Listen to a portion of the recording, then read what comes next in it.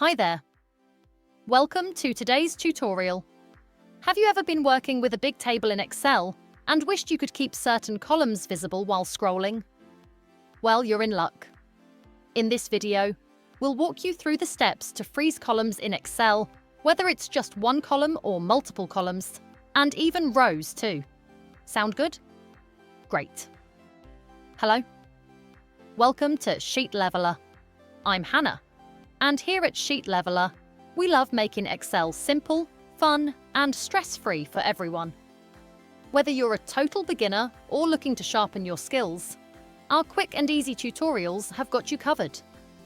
All right, let's jump in and learn how to freeze columns in Excel. Let's start with the basics. Imagine you've got a data table, and you want to keep just the first column, column A, visible as you scroll across your sheet. Here's how to do it. Click on the View tab at the top of the screen. Look for the Freeze Panes button and click it. From the drop-down menu, select Freeze First Column. And that's it. Now, no matter how far you scroll to the right, column A will stay put. What if you change your mind and want to unfreeze it? Easy. Just go back to Freeze Panes and select Unfreeze Panes. Once you do, the first column will disappear as you scroll again. Simple, right? Next up, let's freeze more than one column. Maybe your table has employee data, and you want to keep the first two columns, say last name and first name, visible as you scroll. Here's the trick. You'll need to tell Excel exactly where to draw the freezing line. Select the cell just to the right of the columns you want to freeze. In this case, if you're freezing columns A and B, place your cursor in the very first cell of column C, cell C1. Now go to the Freeze Panes menu again and select Freeze Panes. Boom. Columns A and B are now locked in place. Scroll to your heart's content, and those two columns will always stay visible. If you need to unfreeze them, you know what to do. Go back to Freeze Panes and choose Unfreeze Panes. Important tip. Here's something to keep in mind when freezing columns or rows. Merged cells can throw things off. For example, if your table headers are merged across several columns, Excel might get confused about which columns to freeze.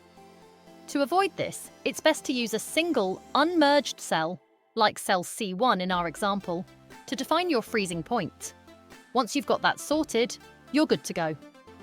Now let's kick it up a notch. What if you want to freeze both columns and rows at the same time?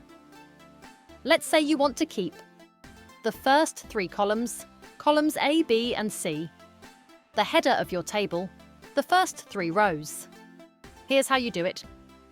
Place your cursor in the cell just below the rows you want to freeze, and to the right of the columns you want to freeze. For this example, that's cell D4.